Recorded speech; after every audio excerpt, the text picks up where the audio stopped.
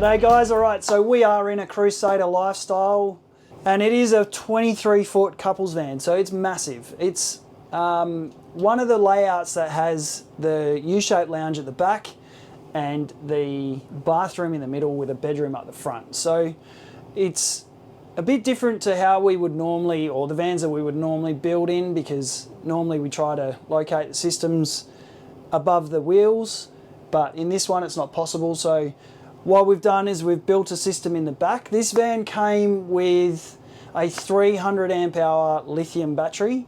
It had 4 200 watt solar panels on the roof.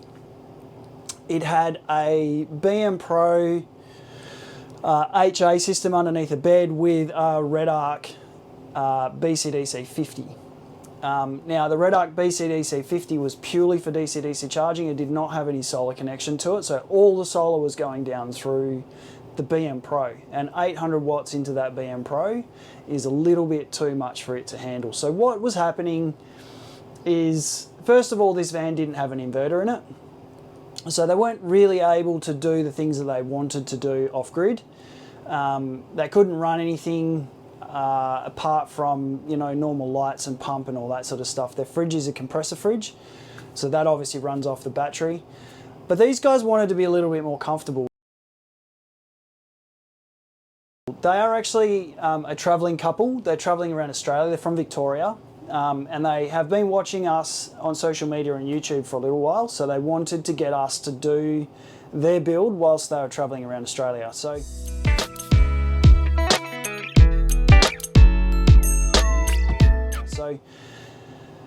they've stopped in with us in their travels. They've taken off for a couple of weeks whilst we do the build for them.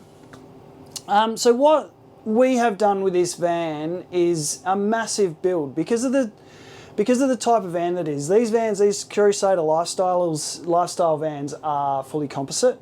So obviously there's a lot of strength in the actual structure of the caravan, plus the roof layout is pretty empty, so they don't have a roof hatch at the back here because they've got so much glass or so many windows around the back, so they don't actually have a roof hatch here.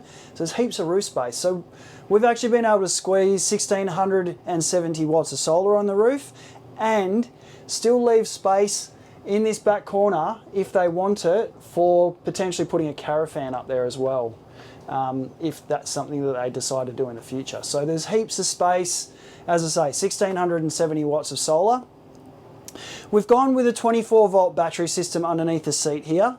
So it's a Lifetek 310 amp hour 24 volt battery.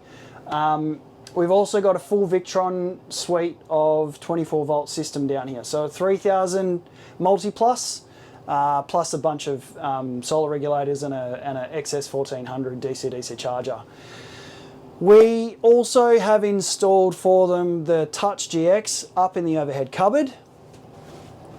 So as always, as we always talk about, we like to give the owner of the van the best opportunity to see what's going on with their system through the monitoring package that we offer, plus the location that we put it. So this one's been installed into the overhead cupboard. There was some of the original solar isolation and fusing there, and we've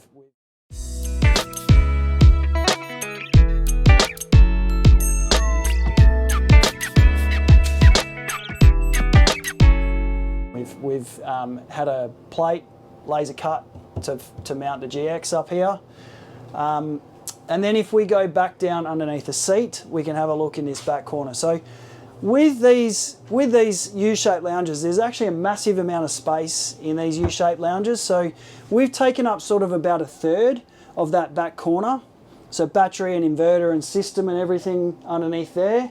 And then all of this space over this side is all free for storage. So they've got heaps. They've still got lots and lots of storage left underneath here, as you can see. So this system also has been set up with ventilation. So as always, we set up a extraction fan, so we get rid of the hot air out of the box through temperature control through the Victron system. Okay, so the other thing that we've done with this system is we've actually added tank monitoring. Now, we actually completely removed the BM Pro system from this van.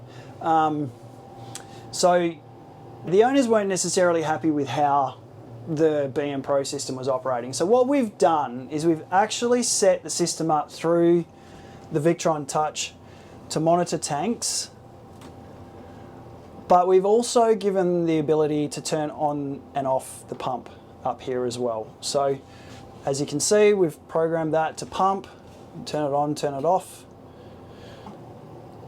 As I say, we've got our tank monitoring built into the system as well. So we actually don't need the BM Pro for this system. So where it was mounted up in the front, we'll go and have a quick look at that. And you can see down here what we've done is we've just taken the BM Pro system out.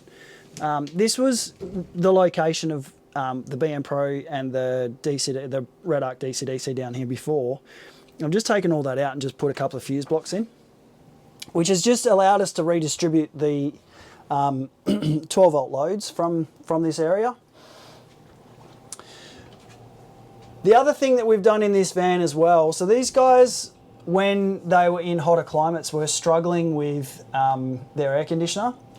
So there's a couple of things. They had the Horton Bel Air 3400 up there, which first of all, as we always talk about, is a super energy hungry air conditioner. So we like to work with inverter-based air conditioners. So air conditioners that slowly ramp up and slowly ramp down based on based on their load when they're working. So with this van, what we've done is we've installed a My Coolman 3000. These air conditioners have been fantastic. We've been super impressed with them. They use virtually no energy when they're just idling along. So if you want to run your air conditioner overnight with these particular air conditioners, it's pretty possible, because I mean, at the moment you can see batteries at 100%.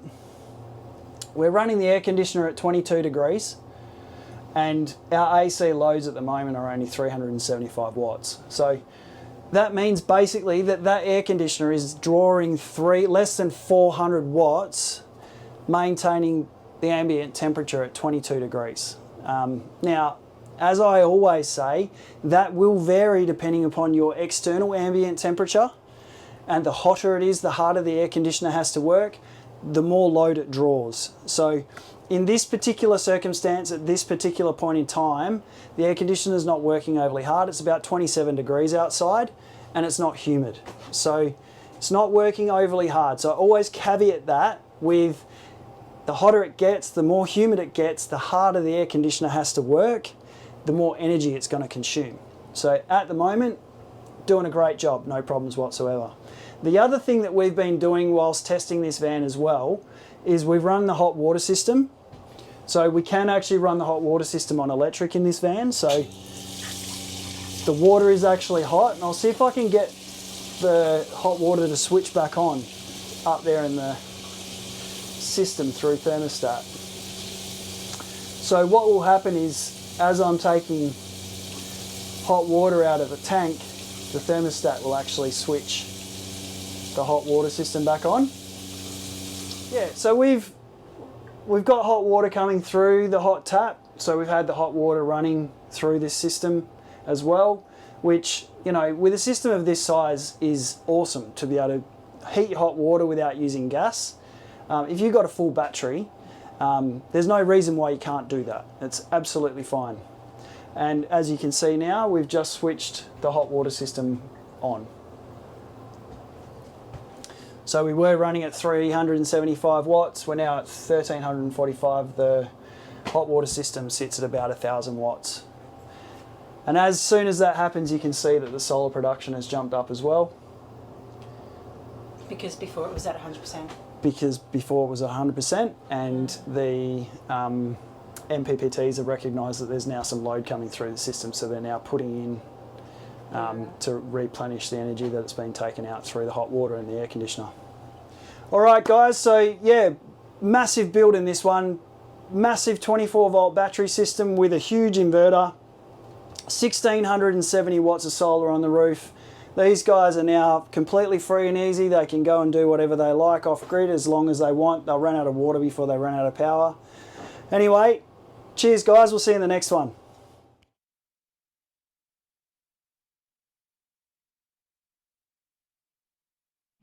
If you got any questions, guys, don't hesitate to hit us up. Get us on Facebook or Instagram, or follow us on YouTube. Cheers.